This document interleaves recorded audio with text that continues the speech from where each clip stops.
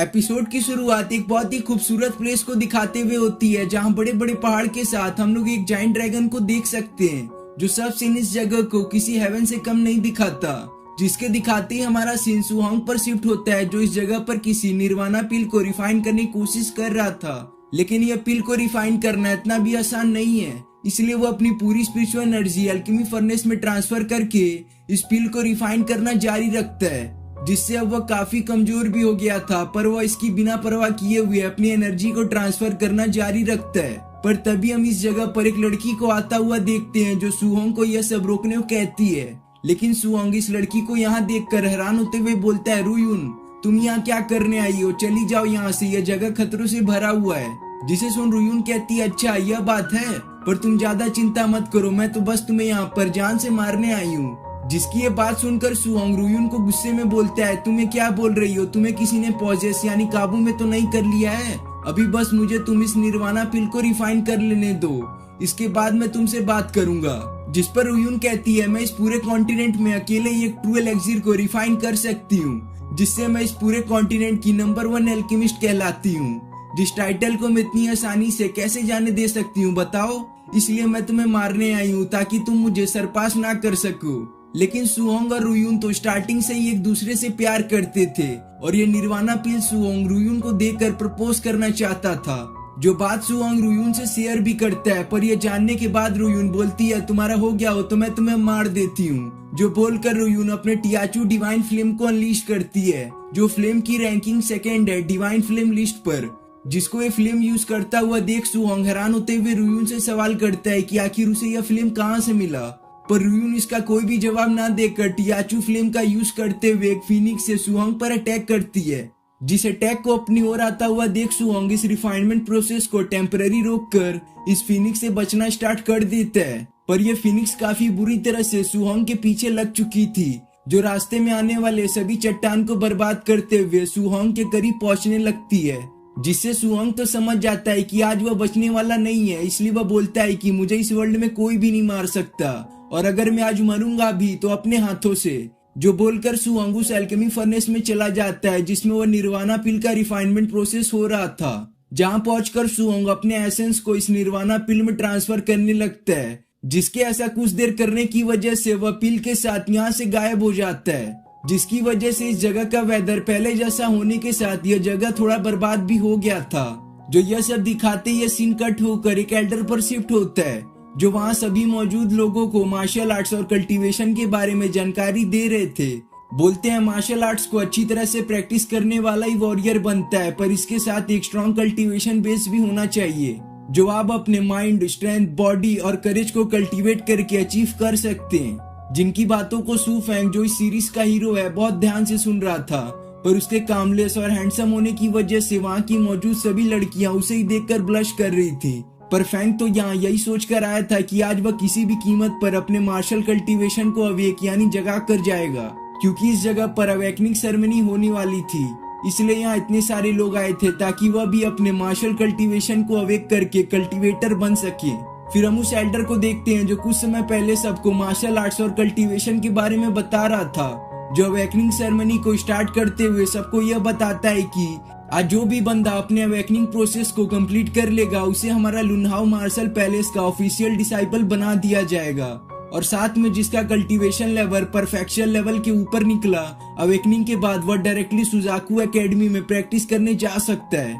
और हाँ, जिसकी भी कल्टीवेशन लेवल या मार्शल आर्ट्स मुझे सबसे सुपीरियर लगेगी, उसे मैं लुनहाओ मेंशन की तरफ से void spirit pill as a reward के तौर पर दूंगा। जो बात जानने के बाद वहाँ सभी लोग बात करने लगते हैं कि यह पिल तो काफी रेयर है, क्योंकि हम जिस एम्पायर में हैं वहाँ पर बहुत ही कम एल्केमिस्ट मौजूद हैं, जिससे यह पिल अपने आप में एक रेयर बन जाता है। और वहीं कुछ डिसाइपल इस बात से खुश थे कि उन्हें अवेकनिंग प्रोसेस सक्सेसफुली कंप्लीट करने पर लुनहाओ पैलेस का डिसाइपल बना दिया जाएगा, जो अपने आप में एक बहुत ही बड़ी अचीवमेंट होगी। पर फैंग तो यही सोच रहा था कि क्या वह इस वॉइड स्पिरिट पिल का यूज करके, जो असल में कल्टीवेशन स्पीड को बूस्ट अप करती है, उसके फादर को 5 स्टार मार्शल आर्ट मास्टर रेलम को ब्रेक थ्रू करने में मदद कर सकती है। जो वह सोच ही रहा था कि इतने में वहाँ पर यून आती है, जो फैंग को परेशान ना होने की सलाह देती है, क्योंकि आज वह पिल को तो ले जाने से रहा, वह तो बस यून लेकर ही जाएगी।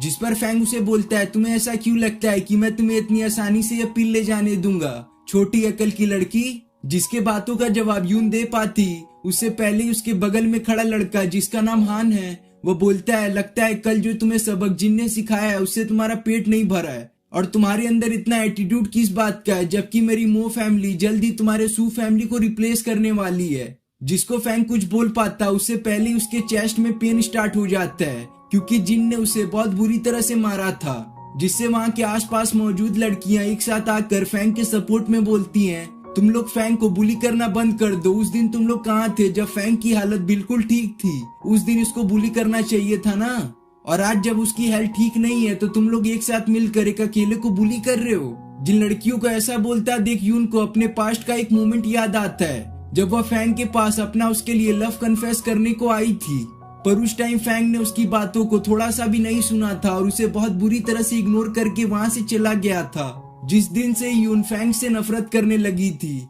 जिन लोगों को ऐसा लड़ता हुआ देख वह एल्डर जिनका नाम एल्डर शेन है वह गुस्से में उन्हें शांत रहने को कहते हैं, जिनको फैंग शांत करते हुए बोलता है, एल्डर हम लोग तो बस यही बात कर रहे थे कि इस अवेकनिंग सेरेमनी में सबसे पहले कौन जाएगा और वह कौन बंदा होगा जिसे आप वो वॉइड स्पिरिट पिल देंगे, और हमने आपस में डिसाइड किया है कि इस अवेकनिंग सेरेमनी में सबसे पहले मैं जाऊंगा। पर ऐसी कुछ बात तो हुई नहीं थी, इसलिए यून फैंग पर काफी गुस्सा होने लगती है। पर एल्डर सन फैंग से बोलते हैं कि मैंने सुना था कि तुम्हें काफी ज्यादा इंजरी लगी है और यहाँ तक कि तुम्हारे मेरिडियन भी डैमेज हो गए हैं, तो क्या अब वह ठीक है जो तुम इस अवेकनिंग सेरेमनी में पार्टिसिपेट कर रहे हो? अगर ऐसा नहीं है तो तुम्हें काफी दर्द का सामना करना पड़ सकता है इस अवेकनिंग सेरेमनी के दौरान। जिस पर फैंग बोलता है, हाँ इंजरी तो लगी थी मुझे पर अब वो ठीक है और जितने भी मेरे मेरिडियन डैमेज हुए थे अब वह हील भी हो चुके हैं, इसलिए मैं इस अवेकनिंग सेरेमनी में पार्टिसिपेट कर सकता हूँ। जो बोलकर फैंग उस आर्टिफैक्ट के पास जाने लगता है जिसके हेल्प से यह अवेकनिंग प्रोसेस शुरू होता है। जहाँ पहुंचकर फैंग वहाँ पर बैठकर अपनी मेडिटेशन स्टार्ट कर देता है ताकि वह अपने अंदर के छुपे हुए मार्शल कल्टीवेशन एट्रीब्यूट को बाहर ला सके। जिसके ऐसा करते ही आर्टिफैक्ट एक्टिवेट होकर फैंग के छुपे हुए एट्रीब्यूट को बाहर लाना स्टार्ट कर देता है, जो असल में फायर टाइप एट्रीब्यूट होता है। पर भले ही फैंग ने अपने फायर एट्रीब्यूट सबके सामने ला दिया था पर अभी तक उसका अवेकनिंग प्रोसेस कंप्लीट नहीं हुआ था। लेकिन तभी इस अवेकनिंग प्रोसेस के दौरान फैंग की बॉडी में मौजूद उसके मेरिडियन अनस्टेबल हो जाते हैं, जिसकी वजह से अवेकनिंग प्रोसेस डिस्टर्ब हो जाता है, जिससे देखते ही देखते फैंग को काफी ज्यादा पेन और उसके बॉडी में क्रैक्स पड़ने स्टार्ट हो जाते हैं। जिन सब का यह मतलब था कि फैंग की बॉडी का इंजरी अभी बिल्कुल भी हील नहीं हुआ था और उसके मेरिडियन अभी भी डैमेज थे। जिसके अवेकनिंग प्रोसेस को फेल होता हुआ देख वहाँ पर सभी मौजूद लोग जो फैंग का मजाक उड़ा रहे थे अब वह फिर से फैंग को बुरा भला बोलने लगते हैं। बोलते हैं यह तो लूजर है, तो कुछ बोलते हैं कि यह तो एक वेस्ट है। पर फैंग उनकी बातों पर थोड़ा सा भी ध्यान नहीं देता और अपने अवेकनिंग प्रोसेस को कंप्लीट करने की कोशिश जारी रखता है। जिन सब में फैंग को उस टाइम का विजन आता है जब रुयुन और सुहोंग काफी अच्छे फ्रेंड हुआ करते थे, जिस विजन में वो उन दोनों को एक साथ देख सकता था कैसे वो एक दूसरे की केयर करते हैं, और साथ में उसे वह भी सीन दिखता है कि कैसे रुयुन ने सुहोंग को धोखा दिया था, जिस धोखे की बदले में सुहोंग को अपनी जान देनी पड़ी थी। जिन सब सीन को फैंग के आंखों के सामने आने का मतलब यह था कि फैंग ने सुहोंग के सभी पावर और नॉलेज को इनहेरिट कर लिया है, क्योंकि फैंग सुहोंग के ब्लड लाइन से बिलोंग करता था और सुहोंग उसके एंसेस्टर थे, जिनके मिलने वाले नॉलेज और पावर की वजह से फैंग की बॉडी में जो क्रैक्स और उसके मेरिडियन डैमेज थे अब वह पूरी तरह से हील हो जाते हैं और उसका अवेकनिंग प्रोसेस अब वापस से स्टार्ट हो जाता है। पर फैंग ने जो अभी यह सब सीन देखा था इससे वह डिसाइड करता है कि वह अपने एंसेस्टर सुहोंग का बदला उस रुयुन से जरूर लेगा।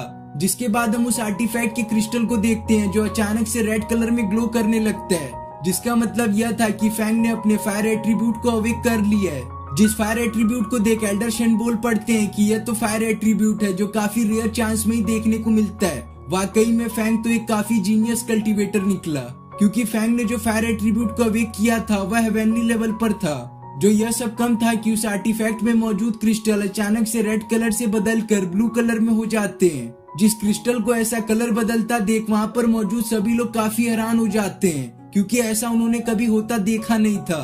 पर तभी हमारा सीन फैंग पर शिफ्ट होता है, जिसकी बॉडी से काफी ज्यादा अमाउंट में ब्लू ऑरा रिलीज होने लगता है, जिसका मतलब यह था कि फैंग के पास फायर एलिमेंट के साथ आइस एलिमेंट की भी पावर थी। जिससे होता यह है कि यून और हान जो कुछ समय पहले फैंग का मजाक उड़ा रहे थे अब उनकी बोलती बंद हो जाती है, और जो लड़कियां फैंग को सपोर्ट कर रही थी अब वह सब फैंग का ही नारा लगाने लगती हैं।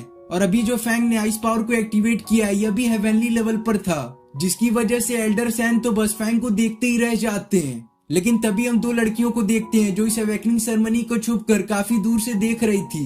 तो उनमें से जो मास्क्ड गर्ल होती है वह दूसरी लड़की जो असल में उसकी मास्टर थी उसे बोलती है कि फैंग तो बिल्कुल आपके जैसा निकला, उसके पास तो डुअल एलिमेंट की पावर है। फिर हम फैंग को देखते हैं जिसने अपनी अवेकनिंग सेरेमनी को सक्सेसफुली कंप्लीट कर लिया था, जो एल्डर सैन के पास आकर उनसे वह वॉइड स्पिरिट पिल का डिमांड करता है, क्योंकि एल्डर सैन ने बोला था कि जो भी बंदा इस अवेकनिंग सेरेमनी में सबसे अच्छा परफॉर्म करेगा उसे यह पिल मिलेगा। और अब जबकि फैंग ने डुअल एलिमेंट को अवेक कर लिया है तो शायद इससे बड़ा टैलेंट कोई हो ही नहीं सकता। जिसके बाद पर राजी होकर एल्डर सैन फैंग को वह स्पिरिट पिल देने को बढ़ते हैं, पर तभी वहाँ पर जिन की एंट्री होती है, जिसको यहाँ पर आता हुआ देख सभी वहाँ पर मौजूद लोग आपस में बात करने लगते हैं कि यह तो जिन है जो बहुत ही जीनियस कल्टीवेटर है।